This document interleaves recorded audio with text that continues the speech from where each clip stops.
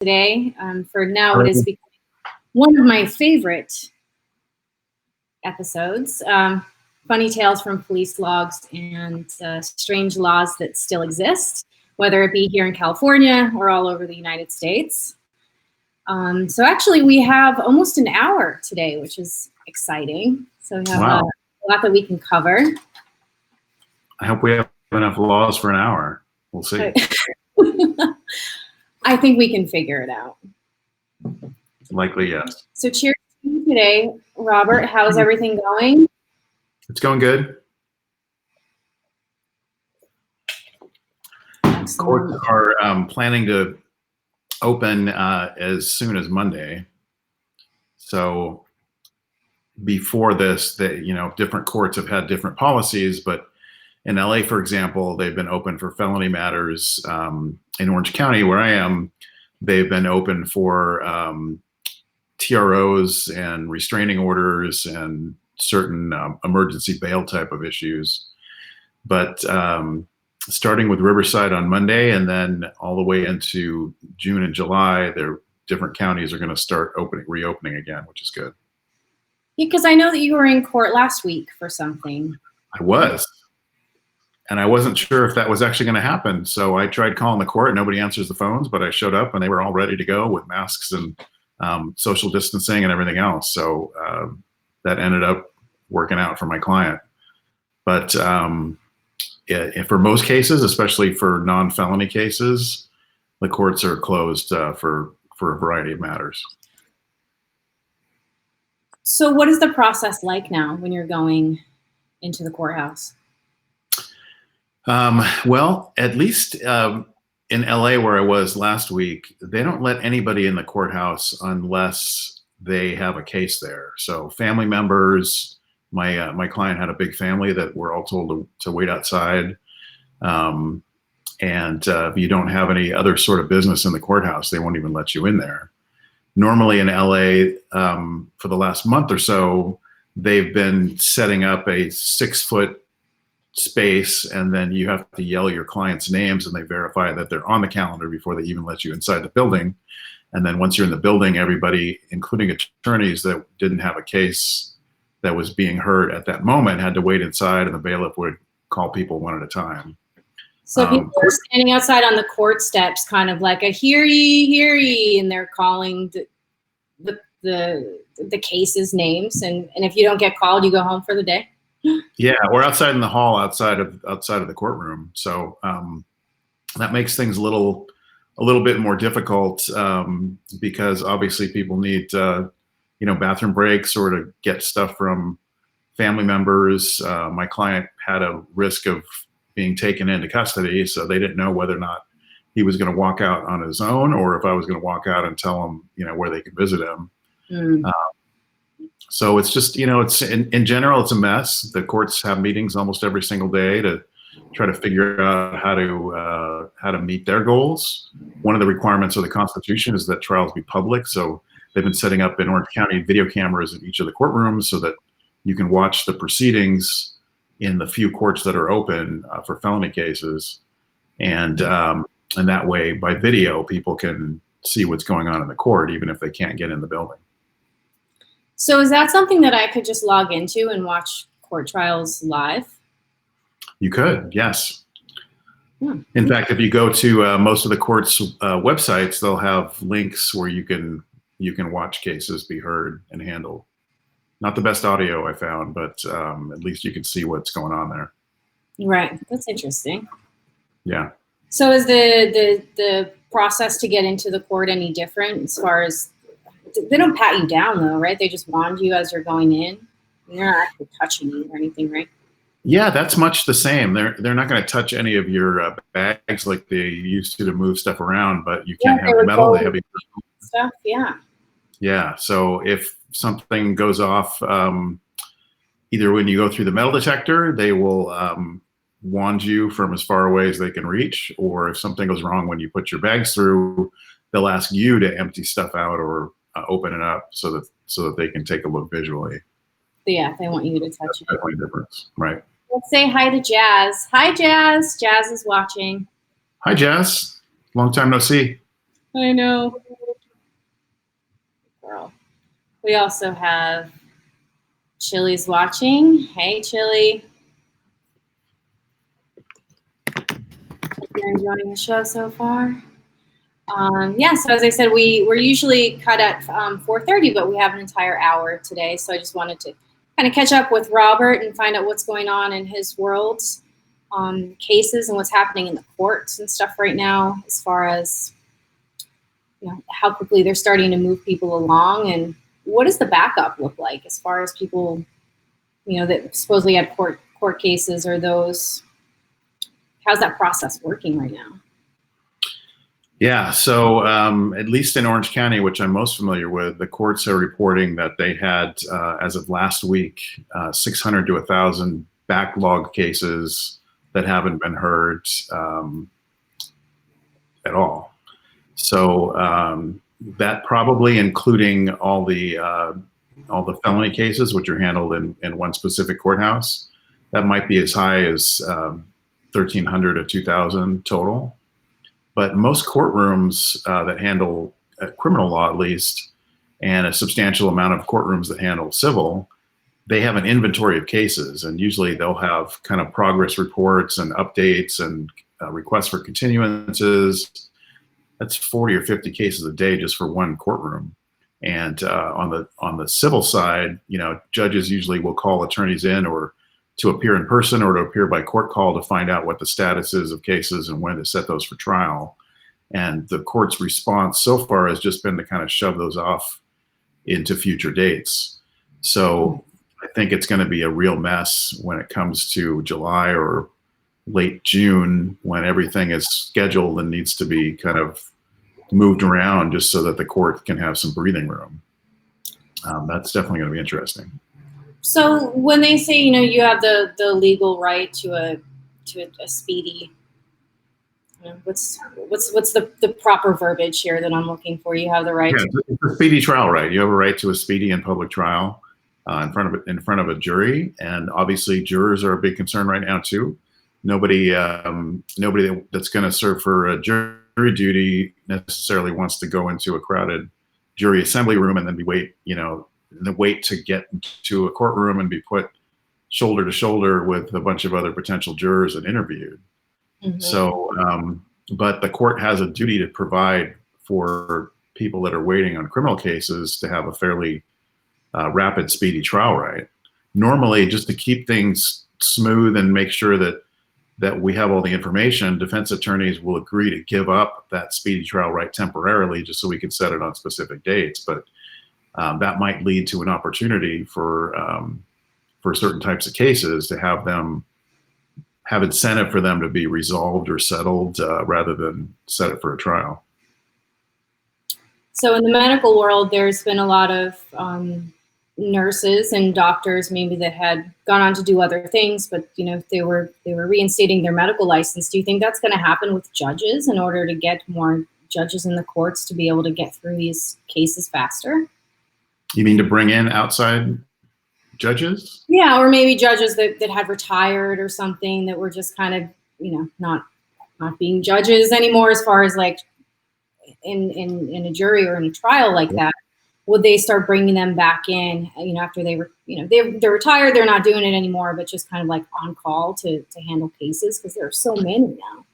Yeah, and before the COVID-19 situation, or before coronavirus hit, the courts relied fairly heavily on retired judges who usually would love to earn a little bit of extra income and have something to do. I know there were many calendars that were just staffed with retired judges, which is a best case scenario for the court. They're already trained, they already have experience, they can bring them back into that role. There is a law in California that limits how many years a retired judge can actually do those duties as they're needed. Mm-hmm. And so some of those have aged out, so that law may need to be tinkered with or modified. There is a method where for lower stake cases like traffic tickets or small claims, that attorneys can be sworn in and act as judges. They're called usually commissioner or judge pro tem. And that is something that the court can use to bring in people that have never been a judge before to handle certain busy calendars and take care of cases that way too. Would you personally want to do that?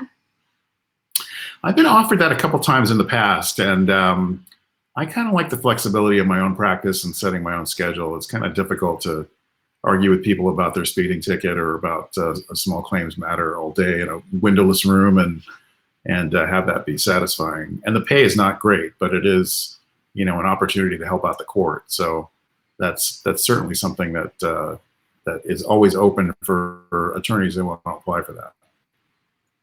Little brownie points as far as the court's concerned.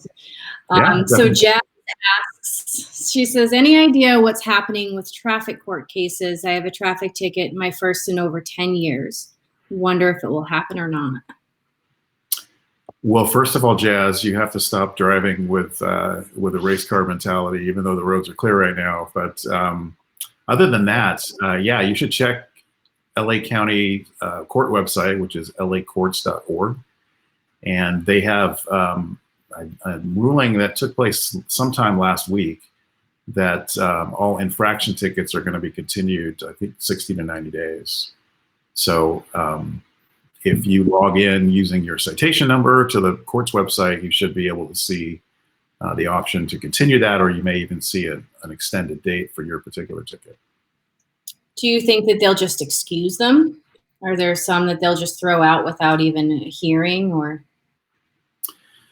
I do. I think that they're probably going to leave that up to the individuals that have tickets. You know, there's a certain amount of the population that just are going to pay that ticket and just get it done with, or might want to go to traffic school, which is also an additional expense.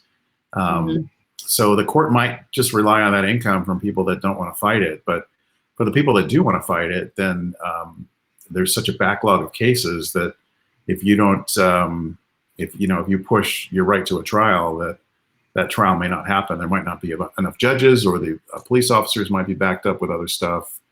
So that might be an opportunity for people that want to fight their ticket. That eventually they might just go, forget it, it's dismissed, whatever. They don't want to hear about it. Yeah, well, I think as an incentive, when the courts are backed up, both the prosecutors and the judges are just looking to get stuff off their plate and just looking to finish up cases and reduce that backlog.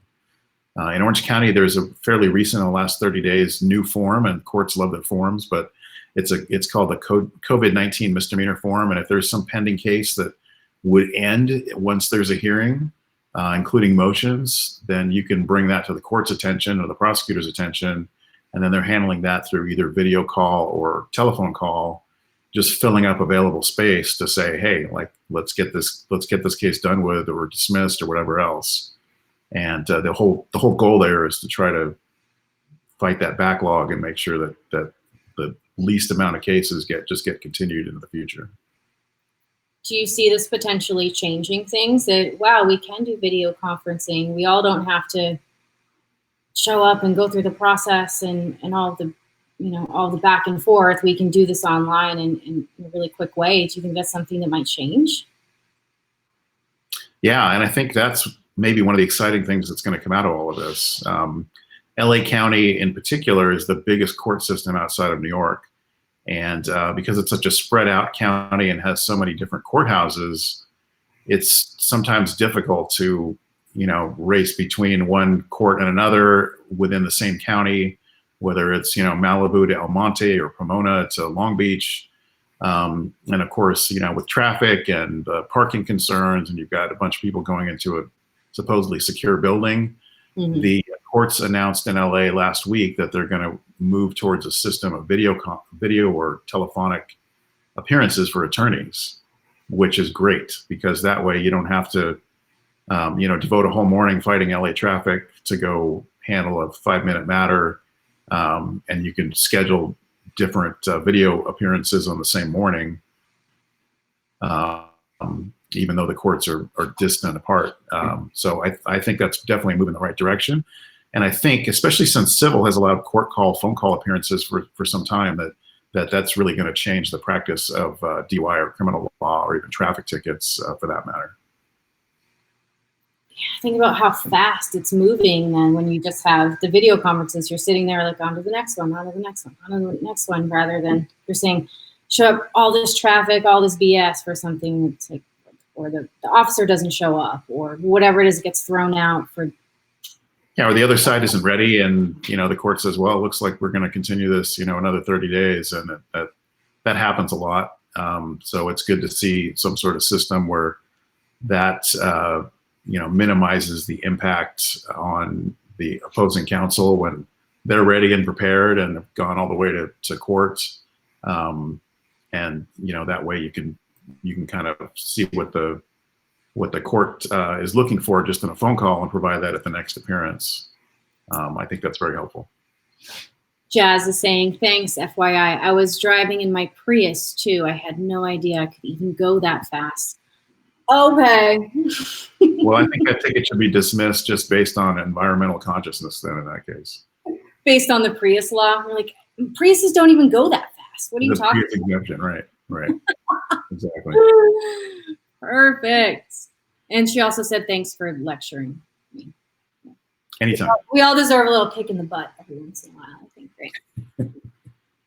So Jazz doesn't let people driving. What do we have for some weird laws? And I have some fun police blogs that I have as well too. What you got? Yeah. So the weird laws part of this is kind of a continuation of what we did last week. In researching unusual or strange or wacky laws, the one thing that I want to kind of note is that there are a lot of fake laws out there. Like I see a lot of bloggers and even some law firms will mention laws that they say exist, but when you go to look for them, they've either been repealed long ago or they just seem to be made up by certain bloggers. Mm-hmm. So obviously this is for fun and this is something we're doing, during quarantine, but I do want to kind of state beforehand that each of the laws that I'm going to mention at least have been researched and found by law students. Mm-hmm. So each of these is actually on the books currently. And I'll start about Alaska, because Alaska is one of those that has a bunch of rumors about it, including there's one that I've seen 100 times at least, that you can't give a moose a beer in Alaska.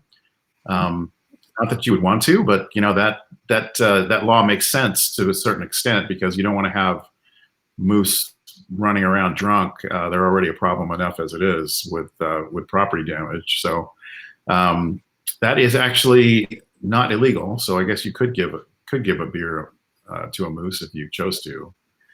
But there is a law in Alaska that is on the books currently that if you or even your car kills a moose in the wild, that you have to either contact someone or set it up so that the meat from the moose can be salvaged. And I guess that's to make sure that there's not a lot of decaying corpses along the highways in Alaska. But I think that's a great law, and from watching, all those history shows and discovery shows about wild Alaska and all of that's something that I know that happens basically from watching those shows. I mean, I don't know firsthand, but it makes sense that if there's good meat that could feed families or that could feed potentially a village, like why not get that meat off and be able to, supply it to people who need it? Yeah, I had a canceled trip to Alaska where I was going to drive up into the Arctic Circle last month, but I didn't know that I needed to kind of make sure that I was able to process meat and make sure that the meat can be salvaged if I were to hit a moose, God forbid. But I see that there is a question by Chili. Yes. Do you want to talk about that? Sure. It's been a little bit of time since I've taken constitutional law, but Terry versus Ohio is the stop and frisk law, where police can, if there's sufficient probable cause, they can stop anybody and conduct a pat down or a search to look for contraband or drugs or weapons or anything else. And as Chili states, the Black community has been a specific target of police in certain communities where they're constantly harassed and being searched, and even having vehicles searched from pretext stops or stops to look for evidence of some sort of crime. So that the Supreme Court made that decision to allow stop and frisk, and it's up to the Supreme Court to either modify that or to have new constitutional law that corrects that. But it would be up to the Supreme Court to have a test case to review to see if the guidelines for stop and frisk would need to be changed or a re-ruling made. So yeah, as Chili mentioned, there are a number of famous cases and unknown cases, including a bunch of police videos where the police have definitely overstepped their bound. Mm-hmm. And I would encourage the Supreme Court to look at that if there's a valid test case. So, and he had followed up a few different times, but the last part was, oops, that right. Part of Terry must be overturned. So the Supreme Court is they call the court of last resort, but it's the highest appellate court in the land. And as an appellate court, they don't make new law in terms of having senators or congressmen bring up new bills and then pass those. They interpret laws that have been on the books, the constitutionality or a federal issue. And so they depend on an appeals court sending a case that's already been decided wrongly, or having someone petition that to be heard by the Supreme Court so that that can be decided. So the only way, it's not like you can just ask for the Supreme Court to make a ruling without a case. The only way to get to the Supreme Court is to have a case that's already been reported on appeal in the federal system or provides a constitutional issue, and have them certify that they're going to hear it and then modify the decision to make new law through the Supreme Court. It's going to require to have a particular case with facts that overturn part of Terry versus Ohio to stop the current limits of stop and frisk. Or if there's something unconstitutional about a specific arrest, then there are motions in the state courts that can be done to challenge that. We need to have a case to make a specific example about it. Right. What you're saying there. Yeah. Okay. Well, Chili, we can get into a conversation about that maybe at another time. We're trying to keep it more light and fun and silly and frank, but great question. I think that's right. So another strange law, and this one hits home for me since I just made some very weirdly shaped chocolate chip cookies yesterday that were supposed to be round but came out more like a big blob. But in Wyoming, it's against the law to sell cookies of any kind unless you have a permit, which is a health department requirement in most jurisdictions. But they actually made that a state law, that it's illegal to sell cookies that are made at home unless you have specific permission. So if you're doing a bake sale, or if you're trying to do a fundraiser or compete with the Girl Scouts, whatever, then you have to be sure if you're in Wyoming that you get the proper permits. Well, what about brownies? What type of brownies? Legal brownies, just legal. The ones out of the Betty Crocker brownies. I know the law mentioned cookies, so I don't know. It didn't say anything about brownies. What about a pie? Can I sell a pie? Can I sell brownies? Can I sell chocolate bars or fudge? Yeah, the punishment is up to 6 months in jail. And this came about because there was a couple that had a bed and breakfast inn type residence, and every time they had people stay there, they would bake cookies, and that was considered to be part of the sale. So they had prosecuted them criminally. So you show up to the B&B, and I've been there before, even some Howard Johnson's and places like that you show up to, they always have those fresh baked cookies there that they give away. They're not selling them, but they consider that to be part of the sale of when you buy the room, then you're buying the cookie too, and they put a stop to it. Right. What? I mean, DoubleTree Hotel makes a marketing plan out of, you know, fresh baked cookies at the desk when you check in there. Yeah. So I'm looking at Wisconsin Law 97.70, and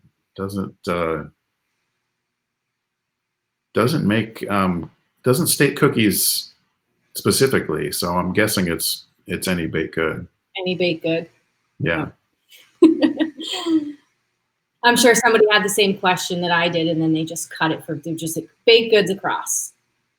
What if they give you like lobster? Legal? I think that there may be other laws that apply to lobsters, but I don't know. I don't know. There's a lot of lobsters there in Wisconsin, anyway. Right. Right. So Washington also has a famous law that if you were to kill Bigfoot or Sasquatch, this one I've seen all over the place, but you would be guilty of a misdemeanor. And that is something that the legislature actually reviewed, and it used to be a felony on the books, but it has been reduced to a misdemeanor. So less jail time, but if you were to kill Bigfoot or a Yeti or any sort of cryptid primate that might exist in the Washington forests, then you would be guilty of a crime in that particular state. That's yet to happen, right? Right. No Bigfoots yet. Exactly. In Arizona, there's I'm afraid to tell you about my couple laws, because I was doing this too. I was going through the strange laws that still exist, and it is always just these quick sentences, like 145 characters or less, of just like, well, where does that come from? There's a law in Massachusetts about a gorilla riding in the backseat of a car. And so that was like, it was a whole thing that I basically read about where that law came from. And it made a whole lot of sense once it got broken down. And it wasn't just a gorilla, but a gorilla was part of, the animals specifically that you couldn't have in the car. And somebody just said gorilla, which is true based on the law, but it's not just gorillas, it's any animal. So I started going through the strange laws too. And I think maybe next time we do like weird laws debunked, or where they came from, right? Of what, rather than us just saying like, oh, well, that makes sense, it probably came from this, or this is just a law that everybody thinks exists, or these wives' tales type stories. But I do have one that I thought might be kind of true, and maybe we can look into this for next week. But so in Connecticut, pickles must bounce. A pickle cannot be sold unless it bounces. According to a 1948 article, this law became necessary after two scheming pickle packers tried to sell pickles, unfit for human consumption, on the sly. Connecticut's Food and Drug Commissioner at the time proclaimed that a real pickle should bounce when dropped from the height of 1 foot, leading to a new state legislation. That's a lot of pickles. Pickle. What did Peter Piper say about scheming pickle packers? Made them create a new law about dropping pickles and having them bounce. Well, that's interesting, because if you take one of the root components of pickles, cucumbers, and you drop them, they bounce a little bit. So I don't know what you can do to a pickle to make it even not bounce, but I guess maybe there's some sort of food preparation these other two did that made it not bounceable, but I don't know. The sly pickle packers were making it unable for those pickles to bounce. I know.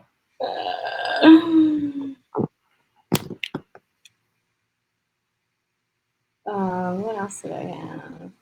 This was another little one that I found I thought might be kind of interesting and makes sense. In Colorado, there's no catapulting. Sure, you may have been allowed to own a catapult in Aspen, but you better not try discharging it. Flaming arrows, alas, are also off limits. Makes sense. Colorado can be a very dry place, and catapulting,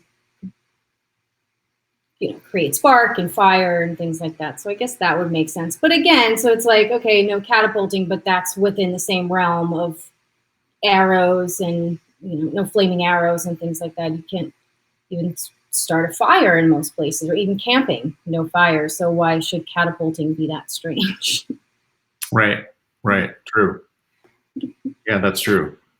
Speaking of Colorado, there is a law within the city of Boulder. I don't know if you've ever been to Boulder, but it's a great, cute town outside of Denver. Yeah. But to protect their namesake, maybe they prevented anybody from moving a boulder within city limits. So if there's a rock that's big enough to be considered a boulder and you move it somehow, then that's a crime within the city limits of Boulder. Oh, I wonder what the size of the boulder has to be considered a boulder as opposed to a rock, or as opposed to. No, there has to be a legal definition in there. I'm sure that it has to weigh a certain amount or whatever. But then, in order to weigh that giant rock, you're going to have to move it anyway. So move it, exactly. It seems like a never-ending cascade of new law violations just to try to prove it. So I don't know. You know what they say about boulders? They roll downhill. Shit. And they gather no moss, maybe. Oh goodness. What else you got for me? Give me more. Well, here in California, there's a famous story written by Mark Twain about the jumping frog of Calaveras County.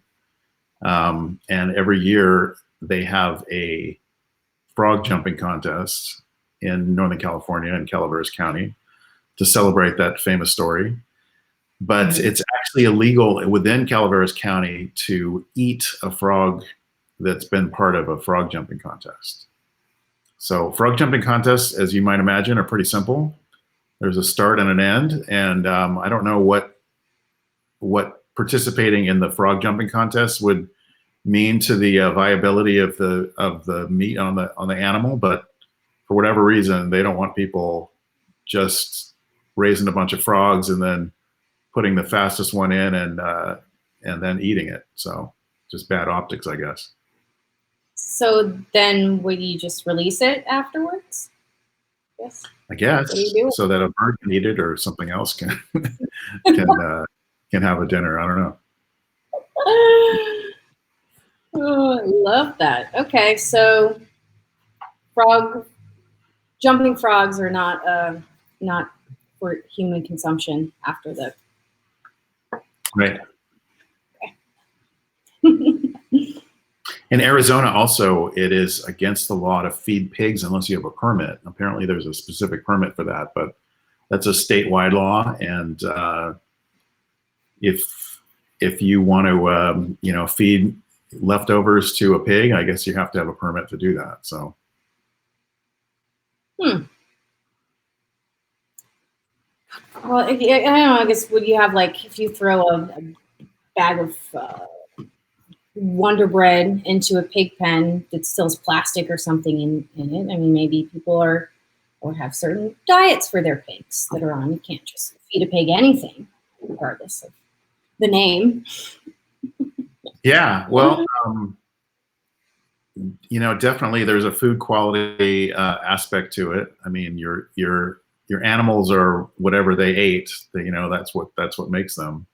Mm-hmm. So when I spent part of my childhood on a God honest farm, but we used to take dinner leftovers and anything that would normally be compostable or is biodegradable, whether it's watermelon rinds or it's leftover bread or whatever, the pigs would go to town on that. But if you did that in Arizona, this was in Oregon, but if you did that in Arizona, you'd require a permit for that.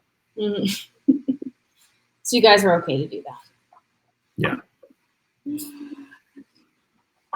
So one of my favorite things to do, as I mentioned, is go through, specifically it's the newspaper in Salem, Massachusetts, and I like to read their police logs. And not necessarily just the, yeah, and it's not just so-and-so was arrested, it's not the arrest, but it's more of the call-ins or the complaints. And so I just love going through these. They crack me up, and I just like how specific and to the point they are, and how they're written. And maybe it's just how I perceive them sometimes. And I just crack myself up when I read them, because I can think of myself doing these things in a certain way, or I imagine how these people are, you know, or somebody picking up the phone, looking at something, and like what they were thinking when they did that, and it cracks me up. So this is something, and this is a few different ones. So Impatient, which was something that I read and was like, okay, this is definitely me. So on Wednesday, January 31st, a school bus driver reported that a purple minivan failed to stop behind him on Jersey Street and came within a few inches of striking a girl boarding a bus at 7:48 a.m.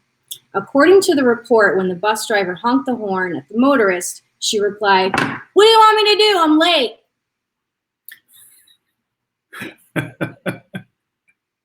Right. Because that's the excuse.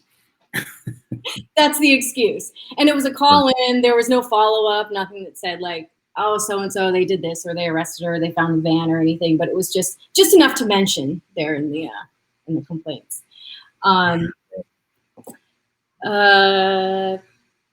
Also, Impatience. Police were sent to the vicinity of 153 Endicott Street at 8:10 a.m. for the left arrow on the traffic light stuck on red. That would totally be me. I'd have blown it for sure. I wouldn't have called anybody. I'd have been like, this thing left on red when it's broken. Is that a law? Well, yeah, you're not supposed to violate any signal or device at a intersection. How long am I supposed to wait when the light is, when it's usually a yellow or turn green? Like, how many cycles am I supposed to wait before I wait for this light to turn? Say it's safe for me to turn left, and how long? That's a great question. I too have been late at night at an intersection and watched the other lights go through cycles and been sitting there and wondering why. Well, you do, and then you put it in reverse, and then you go forward a little bit. Like, maybe I'm not on the line where it can see me. Maybe it doesn't know that I'm here, and you like back up and go forward. Tried all that, right? And my solution for that was to go from after I backed up, go from the left lane to the right lane, and then make a right turn, which is permitted after a stop in California on a red, and then make a U-turn and then make another right turn. So that way it didn't violate any laws in case there was a camera or an officer, like waiting to see what people would do with a broken light. Yeah, this is outside Boston. They're not waiting. Yeah, if I made the laws, you would have the blessing to go ahead and run that if there, when it was safe to do that, if you've sat there for a certain amount of time, let's say 5 minutes. But good for that person that was just stuck at the red light. Hello, I've been sitting here at this red light for at least 15 minutes and it hasn't turned. Can you call somebody and have them come turn the light green so I can go? Right, totally.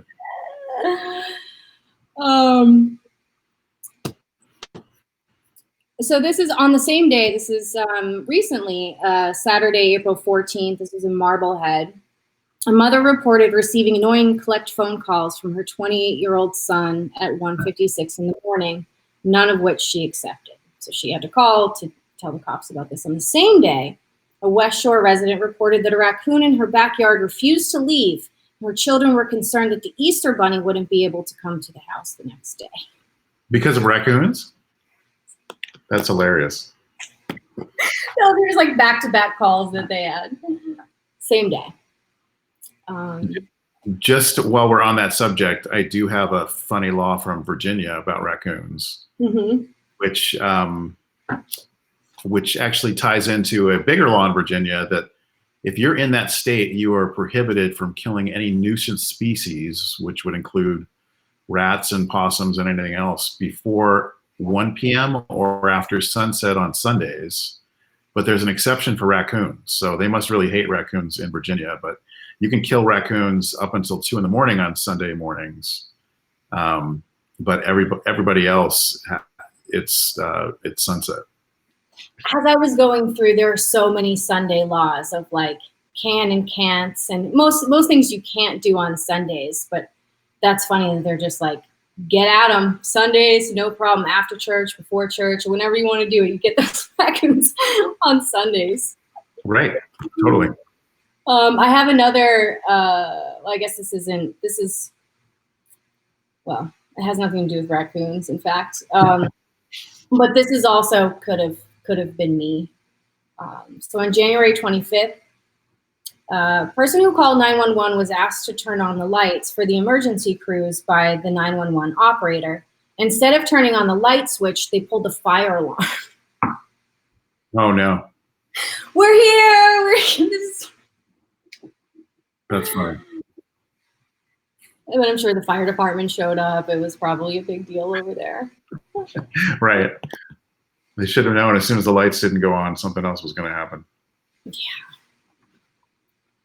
There was a great one about like on the road. So as much as I love the Marblehead, Salem, Ipswich, that area, I started looking into like New Hampshire, Maine, Massachusetts, or Vermont, obviously Massachusetts, Rhode Island, kind of the surrounding states. Delaware, yeah. And then so I have a couple, and these are quick. So on June 8th, this must have been last year, obviously, 2 cars on Route 128 near I-93 in Massachusetts have the same Vermont license plate. Neither car matched the plate number. Oh. I was just like, said that I see 2 cars on the same road that have the same license plate number. Like that was a call for, what is their CHP, I guess, on the East Coast. Right. This is in Massachusetts on May 3rd. State police, driver's door keeps falling off. State police, driver's door keeps falling open on a truck driving on Route 3 northbound near 129. New Hampshire plate reported as Junket, Junkit. That's funny. That reminds me of a story here in California where there was a guy that got a personalized license plate that said no plate, NOPLATE. Oh. And it turns out that law enforcement all over California, if they find an abandoned vehicle and it doesn't have a plate, they just put on the citation no plate. So immediately this guy got notices in the mail for thousands of dollars worth of unpaid tickets and worth of, citations and tow fees and whatever, and he ended up fighting against even bill collectors. They suspended his license because he had so much unpaid stuff, and it was connected with his license. And it was just, he obviously gave up that license plate, but it was such a disaster for him that, that just made his life miserable immediately until he was able to get out of the system. That's brilliant. But what did he think was going to happen? He must have known that in something that when it's reported is reported as no plate, or he was just trying to be clever. I don't know, but I don't know that he thought that all the way through. Like he probably thought like, oh, hey, I've got the one no plate, and didn't realize that there were so many citations that were entered with that. I would like to go. So there are people within the DMV that, when you submit your plate, your vanity plate, I guess they're called, then they read through them, and like they have to be kind of like sick-minded and, in a certain way to be like, oh, this person's saying something extremely derogatory or racist or drug-related things, like let's say back in the day when 420, people didn't really know what 420 was. That wasn't a thing, and it would be like, lead 420 or just the number 420, whereas now they wouldn't let that pass through. And so there's like a department of people that just go through and just read these license plates to figure out if it's something. So you have to put in, if it's something that might be a little off color, like, oh, my son's hockey jersey is 69, and like that's what I want on my license. 69, 69, 69, 69. And they're like, okay. So there are like certain people who just read through these, and like that might be a really fun person to talk to or to investigate of license plates that maybe had like made it through that just somebody didn't quite understand at the time, or that it was like too fresh as far as like an acronym or something that we know now that they didn't really know then. We look at something like, oh, 420, that's crazy. They got that plate. Yeah, to do that job, you have to be kind of up on all the ways that people express either illegal activity or something that someone might find rude. Yeah, they should be hiring 16-year-old kids or 14 to 16-year-old kids to be doing that rather than full-size adults. Right, totally. Steve. Hey, Steve. Thanks for joining again. W84 me. Is that your license plate? I don't see anything wrong with that. Wait for me. Oh, that's cute. Is that your license plate? That's really cute. Yeah, maybe we do fun license plates. Next week we can talk about that.